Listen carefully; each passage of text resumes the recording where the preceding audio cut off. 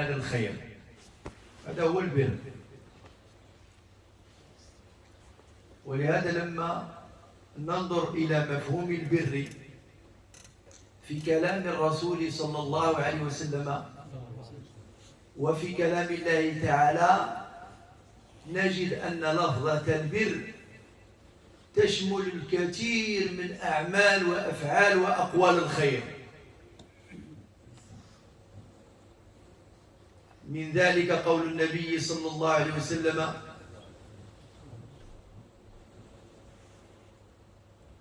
إن البر يهدي، إن الصدق يهدي إلى البر، وإن البر يهدي إلى الجنة، وإن الرجل ليصدق حتى يكتب عند الله صديقا. إن الصدق يهدي إلى البر، أعمال الخير.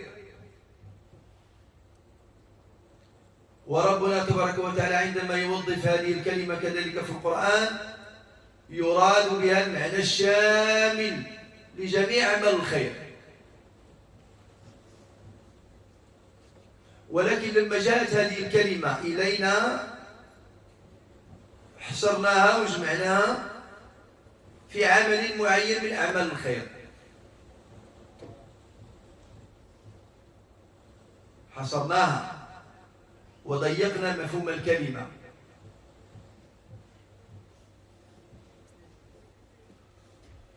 ولهذا ربنا سبحانه وتعالى أراد من خلال هذه الآية أن يرفع هذا التضييق من جديد، وجاب هذه الصيغة: ليس البر أن تولوا وجوهكم قبل المشرق والمغرب.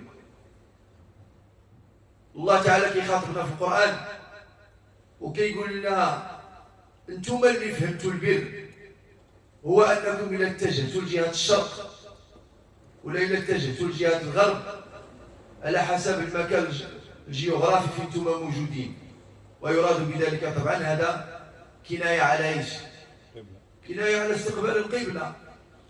ليس البر أن تولوا وجوهكم قبل المشرق والمغرب، إن كنتم من أهل المغرب تولون وجوهكم المشرق، وإن كنتم من أهل المشرق تولون وجوهكم المغرب. فهذا الخطاب على مستوى الأرضية كلها، خطاب يخاطب به ربي سبحانه وتعالى الإنسانية على مستوى الكون كله. ولهذا كيقول لك: أيها المضيق لهذا المعنى، ليس البر أن تولوا وجوهكم قبل المشرق والمغرب. وهذا المفهوم عندنا احنا ولا مع الناس؟ كاين اللي الدين كامل بالعقيدة ديالو، بالأعمال ديالو، بالأخلاق ديالو، بالمعاشرة ديالو، بالمعاملة ديالو، بالصفات ديالو، كل شيء هادشي حصروا في شيء واحد، هو أنه يركع ويسجد. وما كيدين بدين الله إلا عند تكبيرة الإحرام. ولكن لما كيسلم على الإسلام كامل، ماشي غير كيخرج من الصلاة. التسليم شاعرة للخروج من الصلاة، من الصلاة اللي هي عبادة من العبادات المشروعة، ولكن ليست خروجا من التدين، ليست خروج من الإيمان. خروج من الصلاة لا يعني الخروج من الصفات والأخلاق والمعاملات والمعاشرات والعدل، لا، بالعكس. التسليم هو خروج من الصلاة باش نتعامل ونتعاشر بالصفات اللائقة بديك الصلاة اللي صليت. لما كنخرج من الصلاة أنا صليت باش حياتي خارج الصلاة تولي كحياتي داخل الصلاة. كيف أكون وأنا في الصلاة؟ قلب خاشع، عقل متدبر، جوارح خاضعة، جوارح خاضعة لله. كل الجوارح خاضعة، السمع والبصر واليدين والرجلين كلها خاضعة. غير مسموح لك أنك تتحرك كما تريد، أو تسمع ما تريد، أو تنظر إلى ما تريد، أو تتكلم كيفما تريد. لما كتكبر تكبيرة الإحرام تجعل كل جوارحك كلها خاضعة لله، وقلبك خاشع لله، خاشع لله، وفكرك متدبر في كلام الله وفي الله. يا سيدي هذه الصلاة، والمطلوب منا هو كيفاش الحياة ديالنا خارج الصلاة تكون كحياتنا داخل الصلاة. حنا للأسف الشديد ديك التسليمة اللي عندنا تسليمة كنسدو كاع الردوات ديال الإسلام، الردو كنسدوه كامل، ولهذا غير كنمشيو من وراء الصلاة العمل كنوليو وحدين اخرين. كنا طلبه مشينا للليسي ولا للجامعه كنوليو وحدين اخرين، مشينا للبيع والشراء كنوليو وحدين اخرين، مشينا للدار كنوليو وحدين اخرين. يعني هذيك المعاملات ديالنا كلها وديك التصرفات ديالنا كلها ما عندها حتى شي صله وما عندها حتى شي علاقه بالحال ديالنا داخل الصلاه، بحالنا داخل الصلاه. واش كاين هادشي ولا ما كاينش؟ يعني هذا التغيير هذا المفاجئ غريب جدا، وهذا ناتج عن مفهومنا لمفهوم ماذا؟ التدين لله، التدين لله.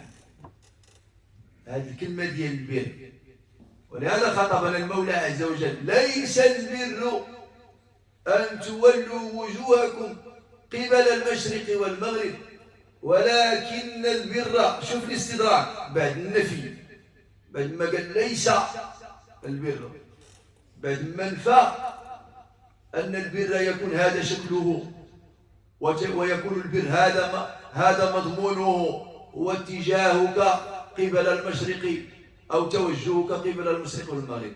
بعدما نفى هذا الأمر نفيا كليا استدرك سبحانه عز وجل وقال: ولكن البر من آمن بالله واليوم الآخر والملائكة والكتاب والنبيين. ثم استرسل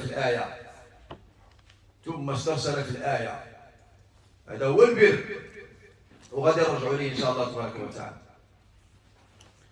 Je reviens au terme albir qui veut dire charité. Ce mot-là, malheureusement, avec une mauvaise compréhension de l'islam et avec une mauvaise pratique de l'islam, on l'a réduit et on l'a rétréci, beaucoup parmi nous, à quelques pratiques, voire à une pratique, celle qui est mentionnée par le divin subhanahu wa ta'ala lui-même dans le Coran. Lorsqu'il commence le verset, le mot al-bir, la charité, un terme qui regroupe l'ensemble des bonnes actions, l'ensemble des bonnes paroles, voilà, qui mènent vers Allah, qui font preuve de fidélité à Allah et de soumission et d'obéissance à Allah subhanahu wa ta'ala. Eh bien Allah, pour une grande interpellation pour nous les musulmans, il a commencé d'abord par une négation. Il aurait pu se contenter, subhanahu wa ta'ala, de nous informer avec une phrase déclarative, affirmative. Mais il a voulu justement nous inscrire dans ce rappel, dans cet éveil spirituel, pour d'abord comprendre que ce que nous faisons, ce n'est pas cela. Et ça, dans le domaine de l'éducation, ça s'appelle tahliya. Il faut d'abord évacuer le négatif. Évacuer le négatif pour pouvoir le remplacer par ce qui est positif. Et vous ne pouvez pas dire à des gens qui agissent mal, qui se comportent mal, qui ont une mauvaise compréhension, d'intégrer, de rajouter la bonne compréhension en plus de ce qui est mauvais.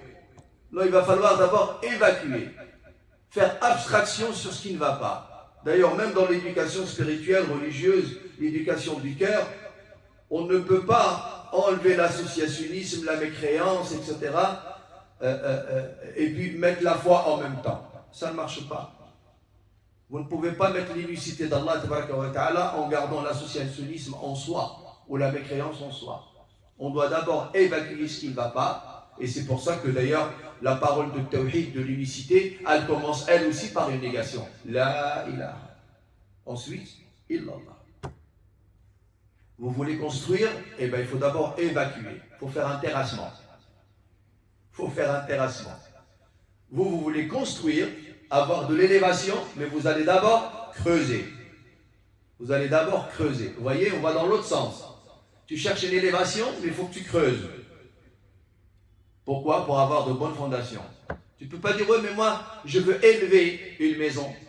Je veux l'élévation d'une construction, donc je construis directement. Eh bien, ce que tu vas construire va être fondé sur ce qui est mauvais, et donc ça va se détruire. Donc, din, c'est exactement la même chose. Il faut faire un terrassement. Il faut d'abord creuser jusqu'à arriver au solide, et là, tu redémarres. Là, on fait un peu de génie civil. Et là, tu redémarres. Et c'est logique. Et tout le monde le comprend. Mais quand on arrive dans la religion, on n'arrive pas à comprendre cela.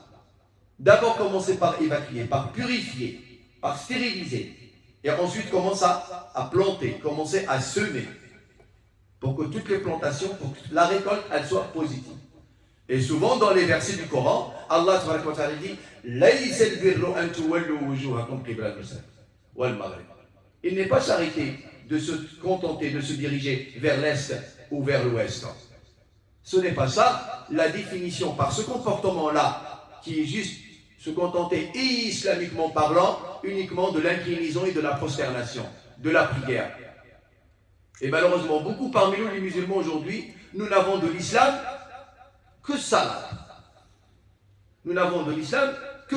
Et encore, une prière qui ne tient même pas la route.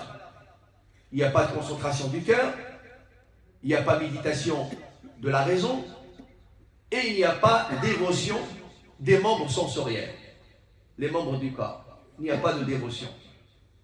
Et donc, à partir de là, ça veut dire que la prière elle-même, au moment de la prière, n'a pas un impact religieux et spirituel sur nous. Comment peut-elle avoir un impact sur nous en dehors de salat? De manière à ce qu'on ait le meilleur comportement, d'être discipliné, s'inscrire dans une moralité, dans une éthique, etc. Comment? On doit chercher cette efficacité au sein de la prière. Et bien évidemment, ça se travaille, et on fera une intervention, Inch'Allah ta'ala, là-dessus, pour justement apprendre le mécanisme, comment améliorer l'état de sa salat. Comment pourrais-je, bi'idhnillah, avoir l'esprit présent dans ce salat? Comment je pourrais avoir des membres vraiment sensoriels qui sont présents et sensibles à ce salat? Comment je pourrais avoir une méditation à propos de la parole d'Allah subhanahu wa ta'ala, et ainsi de suite. Les ulama et les fuqaha, les prophètes, les compagnons, ils nous ont appris le comment justement pour pouvoir aboutir à ce genre de résultat. Pour que la salat ait finalement un impact, vous voyez, et une influence dans notre vie. Sinon, machinalement parlant, on va prier pendant des années, mais on est toujours les mêmes. On prie pendant 20 ans, vous voyez, pendant 30 ans, pendant 10 ans, pendant 15 ans, et malheureusement, on est les mêmes. Notre état de iman, il est le même. Notre état spirituel, il est le même. Notre comportement, nos relations sont les mêmes. Voire même, ils se dégradent de plus en plus. Vous voyez? Parce que justement, il y a un réglage, il y a un manque de réglage. On n'est pas réglé. Et donc, il faut qu'on revienne absolument à la bonne compréhension des termes employés dans le Coran al-Karim. Donc, avant l'affirmation, Allah Ta'ala commence par la négation. لَيْسَ الْبِرُّ أَن تُوَلُّوا وُجُوهَكُمْ قِبَلَ الْمَشْرِقِ وَالْمَغْرِبِ وَلَكِنَّ الْبِرَّ. Mais, il est charité. La charité. Al-bir. Man amana billahi. C'est celui qui croit en Allah. Et bien évidemment, quand on évoque le mot croire en Allah, croire en son unicité, en sa divinité, en sa seigneurie, en ses noms et ses attributs, certes, mais qu'est-ce que cela implique de croire en Allah? De croire au jour du jugement dernier. Qu'est-ce que cela implique? Qu'est-ce que ça fait changer dans ta vie de savoir qu'il y a un monde éternel après la mort, une vie éternelle après la mort, et ainsi de suite? Elle est là l'interrogation en fait. Parce que tout le monde apprend que les 6 piliers de la foi, c'est de croire en Allah, en ses anges, en ses livres, en ses prophètes, au jour du jugement dernier, et au destin, que ce soit le bien ou le mal. Les enfants qui sont en bas âge apprennent cela. Oui, croire en Allah, mais ça veut dire quoi? Croire au prophète. Qu'est-ce que ça veut dire quand tu dis Ashhadu anna Muhammadan Rasulullah? Tu es en train de dire quoi? Tu es en train de témoigner, d'accord, que cet homme est un prophète. Oui, ben ça signifie quoi? Tu l'as reconnu en tant que prophète, mais le fait de reconnaître qu'il est prophète, ça veut dire que tu t'engages à quoi quand tu le reconnais? Ben, à en faire ton modèle. Voilà ce que ça veut dire. Parce que tu ne reconnais pas un joueur de foot, ou un comédien, ou un homme politique. Ou là, tu peux te contenter uniquement de le reconnaître. Oui, je reconnais que c'est un homme politique. Mais sans plus. Sans plus.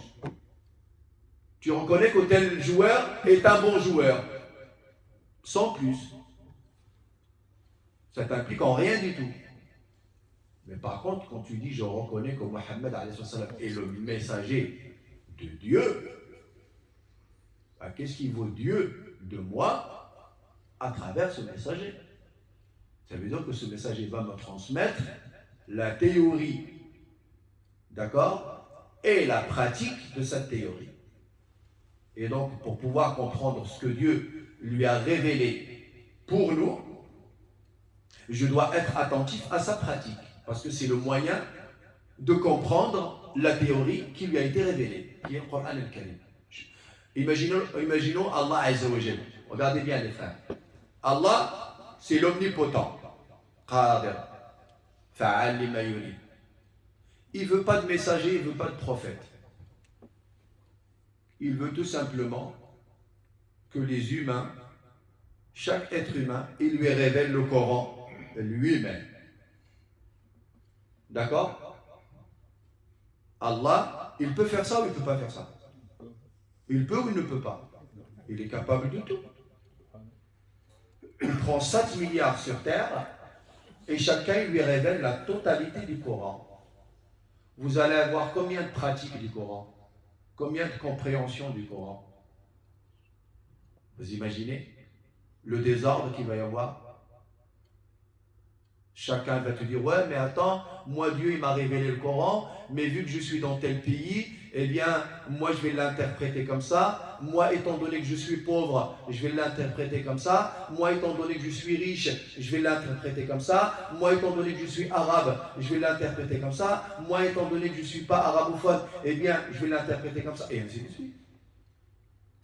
Mais Allah Azza wa Jalla, il a voulu faire un seul modèle, un échantillon.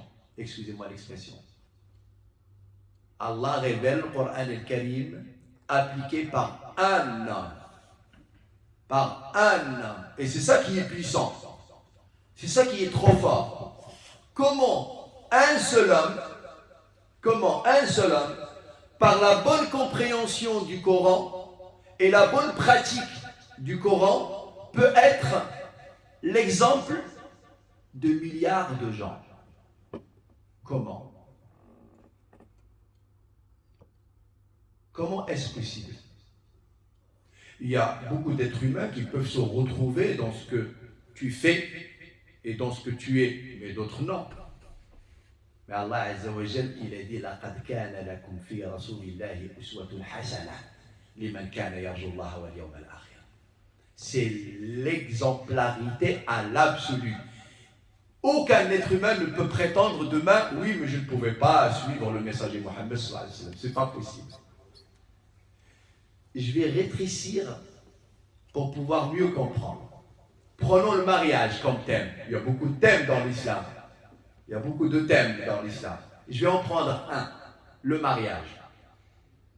Le mariage. Si tu te maries avec une fille plus jeune que toi, le prophète est ton exemple. Si tu te maries avec une femme plus âgée que toi, le prophète est ton exemple, parce qu'il l'a fait aussi. Si tu te maries avec une divorcée, eh bien, le prophète est un exemple pour toi. Si tu te maries avec une femme qui a engendré des enfants, qui peut avoir des enfants, le messager est ton exemple. Si tu te maries avec une femme qui n'a pas d'enfants, le prophète alayhi salam est ton exemple. Si tu te maries avec une juive, donc le prophète alayhi salam est ton exemple. Si tu te maries avec une chrétienne, le prophète sallallahu alayhi wa sallam est ton exemple, sachant que les deux, elles se sont converties à l'islam. Jouéria et Maria. Vous voyez? Et là, je peux continuer. En fait, toute personne qui se trouve dans n'importe quelle situation conjugale, il y a l'exemplarité dans le prophète sallallahu alayhi wa sallam. Subhanallah. Ça, c'est le prophète. Ça, c'est le prophète alayhi sallam. ولهذا إخواني الكرام لما قال ربنا سبحانه وتعالى وبدأ لنا الآية ليس البر أن تولوا وجوهكم قبل المشرق والمغرب كيبين لنا سيدي ربي سبحانه عز وجل بأن التدين ديالنا ما خصوش ينحصر في كوننا كنستقبلوا القبلة وكنصليو.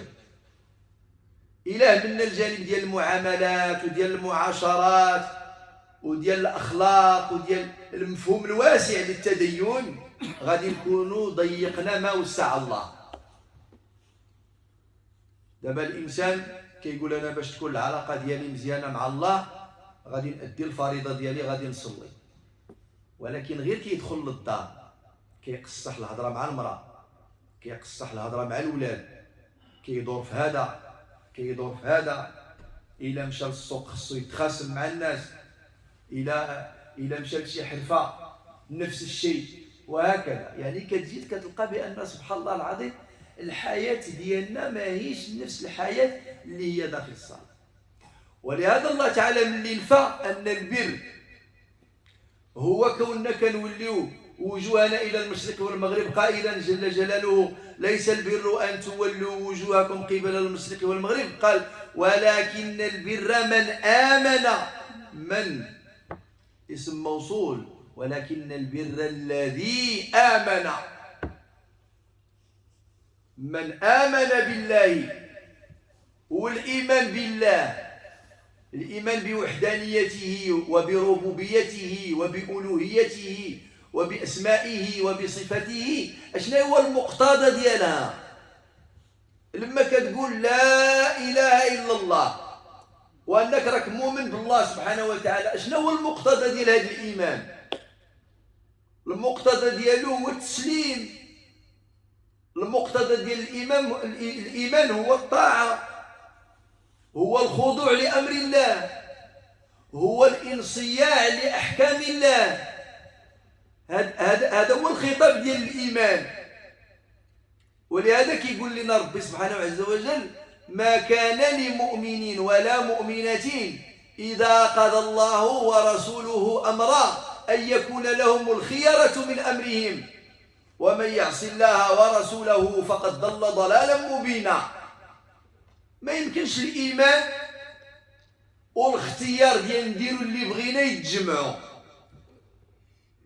الله كيخيرك كإنسان قبل الإيمان، كإنسان كيخيرك قبل الإيمان. كيقول لك فمن شاء فليؤمن ومن شاء فليكفر. هادشي امتى؟ قبل الإيمان. الإنسان الله مجبر على الإيمان ومجبر على الكفر. قال فألهمها فجورها وتقواها. وقال سيدي ربي هديناه النجدين طريقين إنا هديناه السبيل إما شاكرا وإما كفورا. هنا ربي خلى لك الاختيار واختار بغيتي تآمن آمن، بغيتي تكفر كفر، شغلك هذاك. ولكن إلا آمنتي واش اختاريتي ولا ما اختاريتي؟ الآن اختاريتي طريق الإيمان، وراه المقتضى ديال الإيمان ما بقيتيش كتعجل فيه وتختار فيه، ما بقيتيش غادي تبقى تختار. ولهذا قال الله تعالى بعد ما ترسخ الإيمان قال ما كان لمؤمنين، ماشي لإنسان، لا، الإنسان هذا قبل الإيمان، ولكن ملي كيجي الإيمان قال الله تعالى ما كان، إلا دخلتي فيه، ما كان لمؤمنين ولا مؤمنة إذا قضى الله ورسوله أمرا أن يكون لهم الخيرة من أمرهم. صافي صلع من تما ما بقيتي كتختار، راك اختاريتي قبل، اختاريتي أنك تدخل الطاعة ديال الله، اختاريتي أنك تدخل الإيمان، واختاريتي أنك تدخل الانصياع لأحكام الله. وإلا شديتي هذا الباب خصنا نشدوه ديريكت.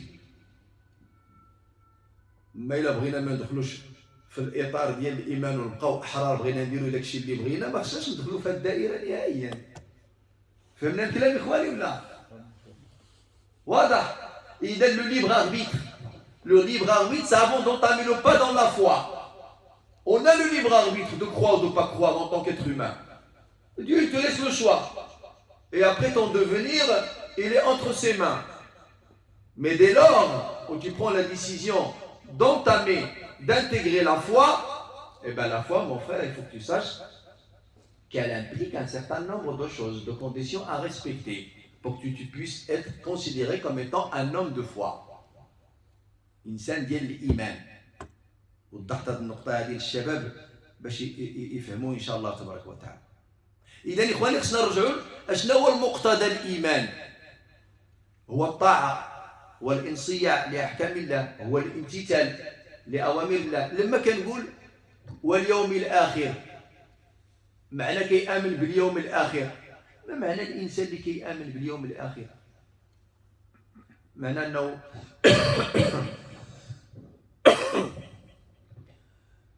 عفوا، معنى ذلك أنه كيعتبر أن هذه الحياة قصيرة وأنها فانية وأنه سيرحل إلى الرفيق الأعلى، وأن راه كيتسناه القبر وكيتسناه الميزان وكيتسناه الصراط والوقوف بين يدي الله تعالى. هذا راه هو المفهوم ديال واليوم الآخر. واليوم الآخر المقتضى ديالو هو أنه نكونوا خايفين من الوقوف بين يدي الله.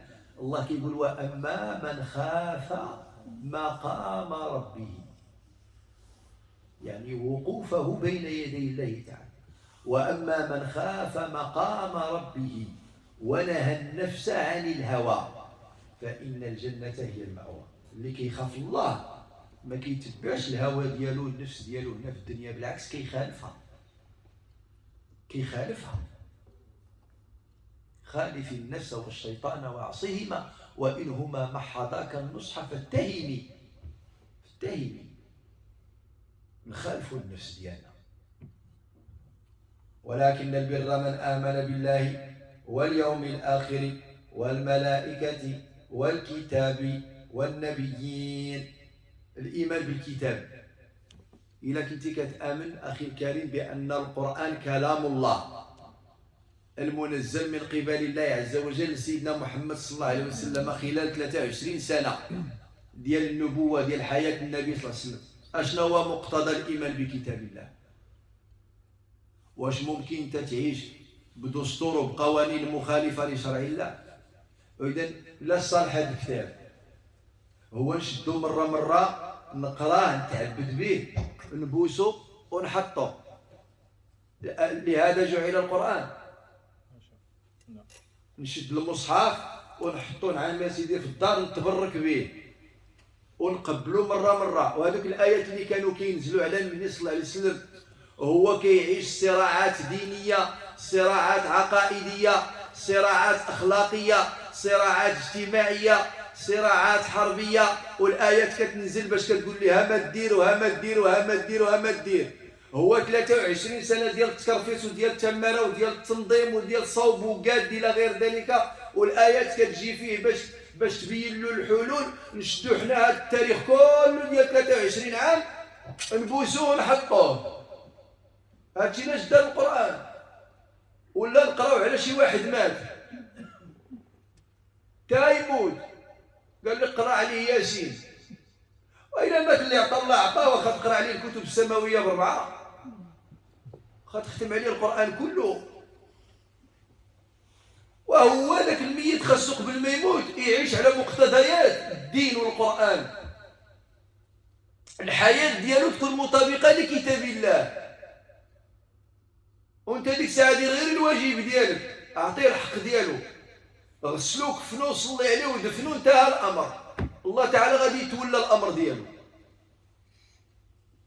ولكن شدينا القرآن ولينا كنتعاملوا به بواحد الطقوس اللي هي مخالفة لشرع الله، ما عندها حتى شي صلة بالدين، حتى شي صلة بالدين.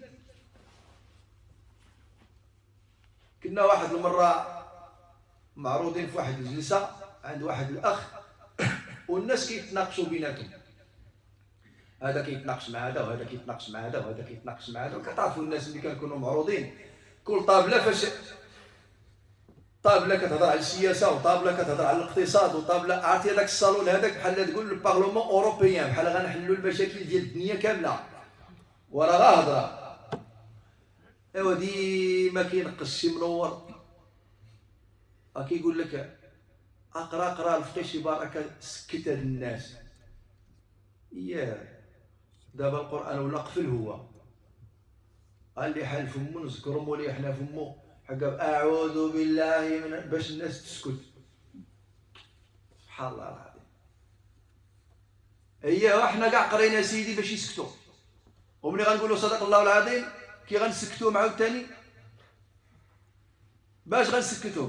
نبقى نقرا وانا معارض عليا من 8 ديال العشيه حتى 12 ديال الليل غنقرا 4 السوايع على انا ستيريو مسجل انا ولا واش على التلفازه. قال لك باغي يسكت الناس، واش انت عارض عليهم باش تسكتهم ولا؟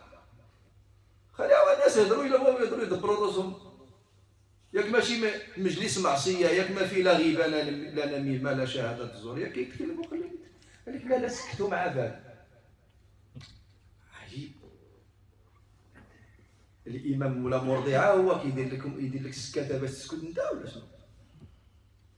يعني التعامل ديالنا والمفاهيم ديالنا كلها بعاد عن القرآن، بعاد عن القرآن. ولهذا إخواني لما كنقولوا مقتضى الكتاب، الإيمان بالكتاب، المعنى ديال أن القرآن خصنا نربطوا به معاه واحد المجموعة ديال العلاقات. هذه العلاقة أولا قراءة، الذين آتيناهم الكتاب يتلونه حق تلاوته، يتلونه حق تلاوته أولئك يؤمنون به، أولئك يؤمنون به.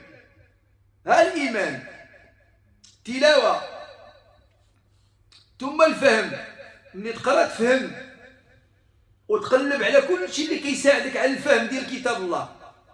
أفلا يتدبرون القرآن أم على قلوب أقفالها؟ وبعد الفهم العمل، وقل اعملوا فسيرى الله عملكم ورسوله والمؤمنون إن هذا القرآن يهدي للتي هي أقوم. نعملوا به ثم نواجهوا به أهل الضلال وأهل الغواية اللي كيحاربوا الحق. الله كيقول وجاهدهم به جهادا كبيرا، وجاهدهم به أي بالقرآن، جهاد الكلمة، ما قال لك حد السلاح، ولكن جاهد بالقرآن. يا أيها الرسول بلغ ما أنزل إليك من ربك وإن لم تفعل فما بلغت رسالته، فما بلغت رسالاته عند ورش والله يعصمك من الناس. بلغ ما أنزل إليك من ربك، تكلم عن الحق، انشر الخير، انشر القرآن. والنبي صلى الله عليه وسلم باش ما يخلي عذر حتى شي واحد ما عندكش القرآن كله ياك، ما عندكش 60 حزب، ما عندكش 30 حزب، ما عندكش 10 الأحزاب، ما عندكش حزب كاع قال لك بلغوا عني ولو آية، وقول لي أنت آية ما عندكش، بلغوا عني ولو آية، وحدثوا عن بني إسرائيل ولا حرج، ومن كذب علي متعمدا فليتبوأ مقعده من النار. الحديث بلغوا عني ولو آية، آية. ولكن لا بد من القراءة والفهم والعمل، ثم بعد ذلك الدعوة والتلبية. تدعو وتضحك أدلة الباطل بكتاب الله، بكتاب الله. وأتمنى سيدي زيد نور لي الأمة الحفظ والتجويد والتفسير والناسخ والمنسوخ واستنباط الأحكام وأدلة الأحكام والأمور الفقهية والأمور العقائدية المستنبطة من كتاب الله، وزيد دابا توسع مع راسك. ولكن بدا بهذا التدرج اللي تكلمنا عليه الآن. إلا كنا يا إخواني إحنا القرآن ما كنقراوش وما كنقلبوش نفهموه وما كنعملوش به، بالله عليك لما كنقولوا راه حنا كنآمنوا بالكتاب ما معناها؟ أنا بغيت غير نفهم المعنى ديالها شنو هو.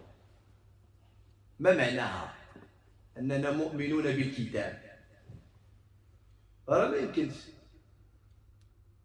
ما يمكنش. Donc mes frères, quand on arrive à la citation, à l'affirmation du verset que nous sommes en train de t'expliquer depuis un instant, quand Allah a évoqué la négation, il n'est pas charité de se diriger vers l'est ou l'ouest, il a commencé à dire, mais il est charité d'amour de croire en Dieu, aux anges, au jour du jugement dernier, aux anges, aux livres, voyez, et les prophètes, ou al-nabiyyi. Mais la question qu'on doit se poser, c'est que à chaque fois que tu dis que tu crois en Allah, qu'est-ce que cela veut dire? Quand tu dis je crois au livre, qu'est-ce que cela veut dire? Quand tu dis je crois au jour du jugement dernier, qu'est-ce que cela implique? Ben oui, c'est quoi la signification? Concrètement, dans la réalité, ça veut dire quoi? Quand tu dis je crois au jour du jugement dernier, y a-t-il réellement dans ton quotidien une préparation à la rencontre de Dieu, étant donné qu'il y a le jour du jugement dernier? Ben, déjà, quand tu crois que le jour du jugement dernier, Allah il l'a appelé dans le Coran Ghad, demain, les Ghad, que chaque âme observe ce qu'elle a devancé pour demain. Allah, quand il parle de Yawm al-Akhir, il parle de demain. Parce que le demain de chacun parmi nous peut être à l'instant même où on est en train de parler. Ton demain peut commencer dans 1 minute. Ton demain à toi ou à moi peut commencer dans 1 heure. Ton demain peut être dans 2 heures. Tu ne peux pas savoir. En tout cas, il y a un demain qui s'appelle le jour du jugement dernier. Il est tellement proche qu'Allah il a employé demain. Les rad. Et donc tu ne peux plus te permettre toi de te projeter pour une vie avec détermination et avec fermeté et avec certitude de 70 ans, de 80 ans, de 90 ans, etc. C'est bien d'avoir de l'espoir, mais le vrai espoir, c'est de travailler pour la vie éternelle, d'avoir les pieds sur terre, mais en étant attaché religieusement et spirituellement au niveau du cœur et de son esprit dans l'au-delà. Et c'est à partir de là, mes frères, qu'on doit absolument, à chaque fois qu'on dit « Ouais, je crois en Allah, je crois au jour du jugement dernier, je crois au messager Mohammed sallallahu alayhi wa sallam, je crois au livre ». Ça veut dire quoi, tu crois au livre? Allez, on va faire un petit diagnostic. Dans cette assise, nous croyons tous que le Coran est la parole de Dieu. On en fait quoi de cette parole de Dieu? Le Coran, ce livre, cette constitution. Allez, chacun entre nous, parmi nous, essaye de répondre à la question individuellement. Individuellement. Regarde toi aujourd'hui, dans ton quotidien, qu'est-ce qu'il représente le Coran pour toi? Est-ce que c'est un livre que tu lis tous les jours? Est-ce que tu cherches à le comprendre tous les jours? Est-ce que tu le pratiques tous les jours? Est-ce que tu le transmets tous les jours? D'ailleurs, est-ce qu'il est présent dans ta chambre?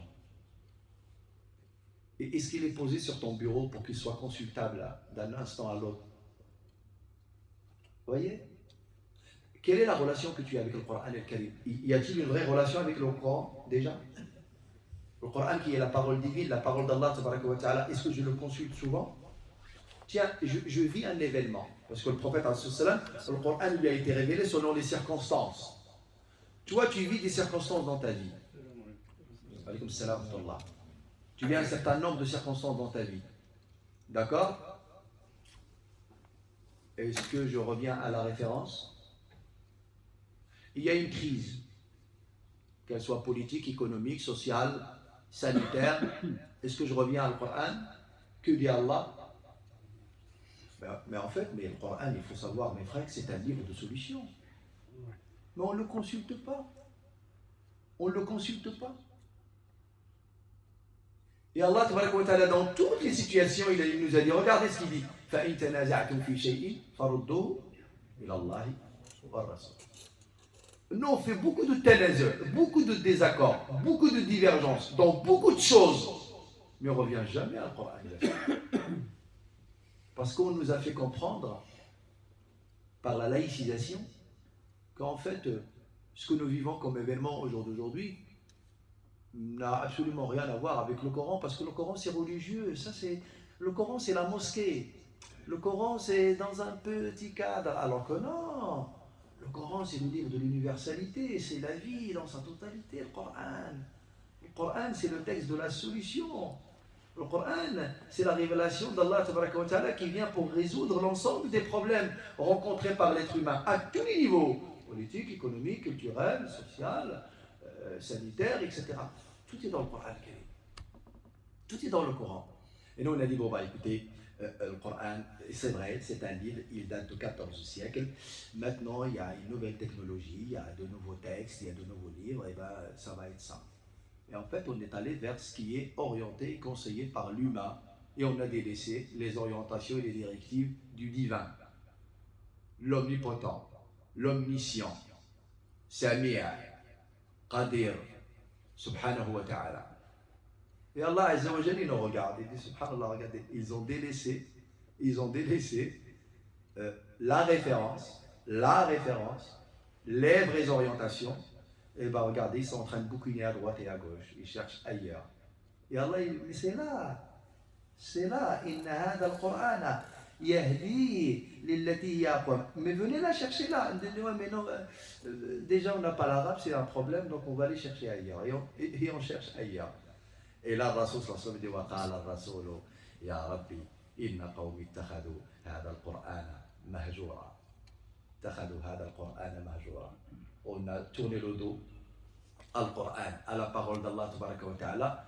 Et comme le Coran guide, c'est un guide, Allah ta'ala dit Alif Lam Mim Dhalika al-Kitabu la rayba fihi hudan lil-muttaqin.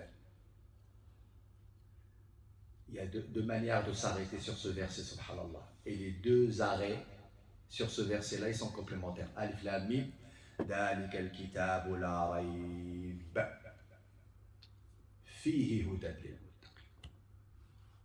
Alif Lam Mim Dhalika al-Kitabu la rayba fihi hudan lil-muttaqin. Et dans les deux cas, le mot fihi, cette particule du cas indirect, elle peut s'allier à la fin du premier verset comme elle peut être alliée au début du verset suivant. Et ça, c'est qu'il n'y a que la révélation qui peut se manifester de cette manière. Il n'y a que la parole d'Allah subhanahu wa ta'ala. Allah yufqna ikhwankum. Mâche l'adhan 47. 40 47. 7 10 minutes. Inch'Allah. Allah yufqna ya Rabbi. Allah akbar. Donc le livre, il faut absolument, mes frères, établir un rapport avec la parole d'Allah, avec un contact avec la parole d'Allah Azza wa Jalla. En commençant d'abord par la lecture. Nous lisons le Coran. Et Allah, il en a fait une preuve de foi et de croyance. Alladina ataynahum al-kitab, ceux à qui on a attribué le livre, yatlounahu haqqa tilawatihi, ils le lisent comme il se doit.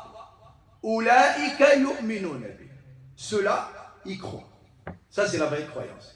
Quelqu'un qui prend le Coran al-Karim au quotidien et qui lit la parole d'Allah, subhanahu wa ta'ala, ça veut dire qu'il porte la foi en ce Coran. Quand tu ne le lis pas, quand tu ne l'écoutes pas, quand tu ne l'entends pas, quand tu ne cherches pas à le comprendre, c'est pas bon. Et en plus de ça, le Coran al-Karim est un remède. Le Coran, il t'apporte une sérénité, un bien-être, une tranquillité, après avoir orienté ton cœur vers Allah, vers le bon, vers le haq, après avoir emporté ton esprit pour qu'il s'évade dans l'univers spirituel d'Allah Ta'ala pour acquérir la grandeur d'Allah Ta'ala dans ton cœur, pour ressentir la vérité et la lumière d'Allah subhanahu wa ta'ala, t'évader par le biais du Coran al-Karim en étant chez toi, en étant dans ton lit, dans ta chambre. Tu lis le Coran al-Karim et il t'envoie des siècles et des siècles. Le Coran al-Karim, parfois sur terre, il te ramène 20 siècles, 30 siècles en arrière. Il te parle de Moussa, il te parle de Ibrahim, il te parle de Adam. Et parfois il te fait complètement partir, décoller de la terre. Il te ramène au paradis. Ya Adam uskun anta wa zawjuka al-jannah. Et il commence à te décrire le paradis. Il te décrit l'enfer. Il te parle même de la zone intermédiaire entre le paradis et l'enfer, l'A'raf. Et parfois il te fait plonger dans les océans. Il te fait plonger dans la terre. Minha khalaqnakum wa fiha nu'idukum wa minha nukhrijukum taratan ukhra. Et parfois il te fait grimper dans les montagnes. وَتَتَّخِذُونَ مِنَ الْجِبَالِ بُيُوتًا, et ainsi de suite. Il te ramène pas dans le Coran. Il te déplace dans l'espace et dans le temps. Dans l'espace et dans le temps. Il peut te faire revenir à moins l'infini et à plus l'infini. Dans le temps. Et dans l'espace pareil. Dans les cieux. Dans les terres. Dans le paradis. Dans l'enfer. Et toi tu voyages dans tout ça. Sans aucune frontière. Sans aucune frontière. Uniquement par la parole d'Allah. Elle a une force incroyable. Une force incroyable. Et c'est là où tu te sens vraiment libre. Tu te sens vraiment libre. Tu n'es pas entre quatre murs, comme cela te semble. Parce que n'oublie pas, ce qui est enchaîné par quatre murs, c'est ton corps. Mais par contre, ton âme, elle peut s'évader. Mais il faut qu'elle ait un lien avec la parole d'Allah subhanahu wa ta'ala, avec le Coran al-Karim. Allah yufkhana wa yakum ikhwani. Sallallahu wa sallim wa barik ala sayyidina Muhammadin wa ala alihi wa sahbihi ajma'in. Subhana rabbika rabbil izzati amma yasifuna wa salamun ala al-mursalin walhamdulillahi rabbil alamin.